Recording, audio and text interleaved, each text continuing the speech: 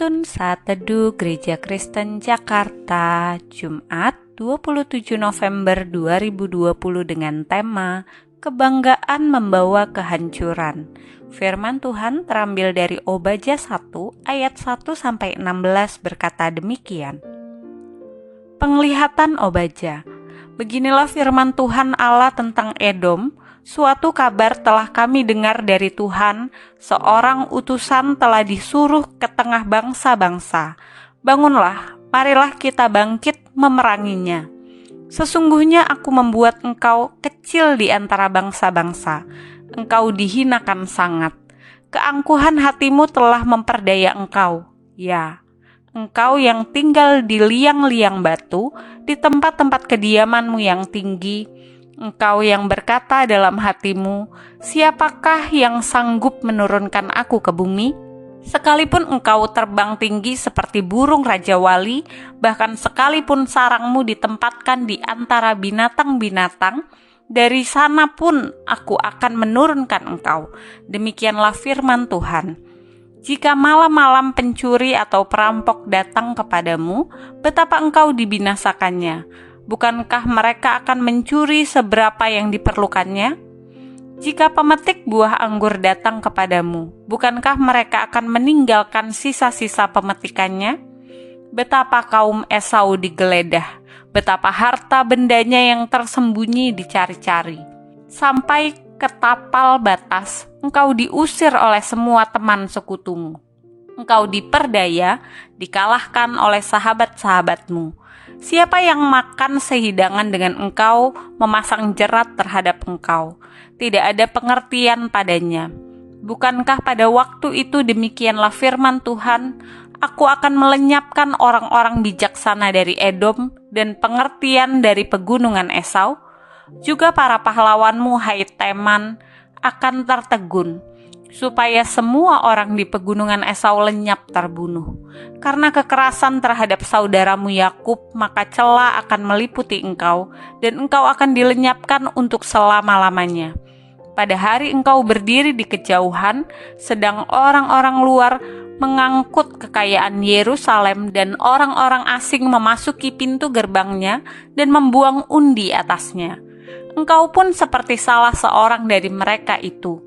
Janganlah memandang rendah saudaramu pada hari kemalangannya, dan janganlah bersukacita atas keturunan Yehuda pada hari kebinasaannya, dan janganlah membual pada hari kesusahannya. Janganlah masuk ke pintu gerbang umatku pada hari sialnya. Bahkan, janganlah memandang ringan malapetaka yang menimpanya pada hari sialnya, dan janganlah merenggut kekayaannya pada hari sialnya. Janganlah berdiri di persimpangan untuk melenyapkan orang-orangnya yang luput, dan jangan serahkan orang-orangnya yang terlepas pada hari kesusahannya. Sebab telah dekat hari Tuhan menimpa segala bangsa. Seperti yang telah engkau lakukan, demikianlah akan dilakukan kepadamu, perbuatanmu akan kembali menimpa kepalamu sendiri. Sesungguhnya seperti kamu telah minum di atas gunungku yang kudus, segala bangsa pun akan minum dengan tidak henti-hentinya, bahkan mereka akan minum dengan lahap, dan mereka akan menjadi seakan-akan mereka tidak pernah ada. Mana yang boleh, bangga atau sombong hati? Bangga boleh, sombong hati yang tidak boleh. Mengapa? Bangga karena sudah memiliki pencapaian-pencapaian yang berhasil atas jeri lelah sendiri adalah hal yang wajar dan tidak salah.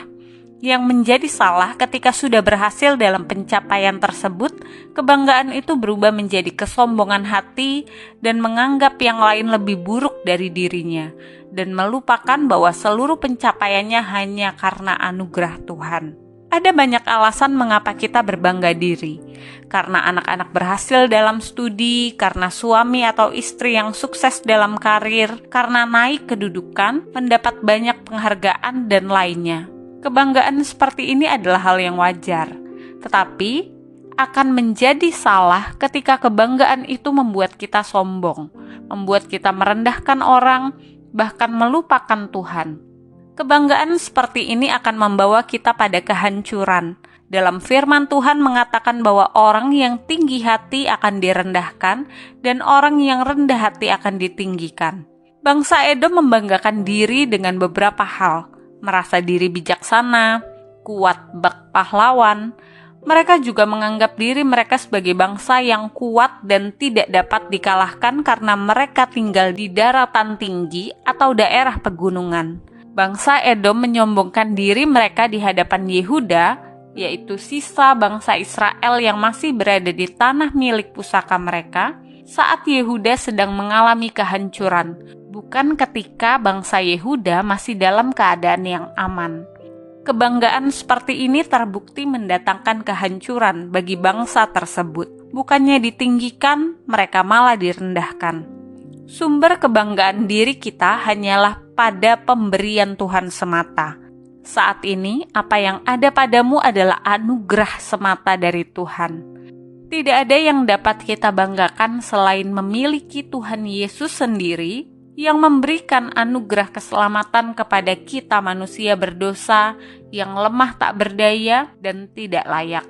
Ketika kita melihat ke sekeliling kita, orang-orang yang mungkin tidak seberuntung kita, apakah kita lalu merasa lebih baik dari mereka? Biarlah kita belajar untuk tetap rendah hati, karena orang yang rendah hati akan ditinggikan. Melalui perenungan ini, kita belajar dari sebuah kutipan milik Billy Graham yang berkata demikian. Kehidupan Kristen tidak selalu tinggi. Saya mengalami saat-saat keputusasaan yang dalam.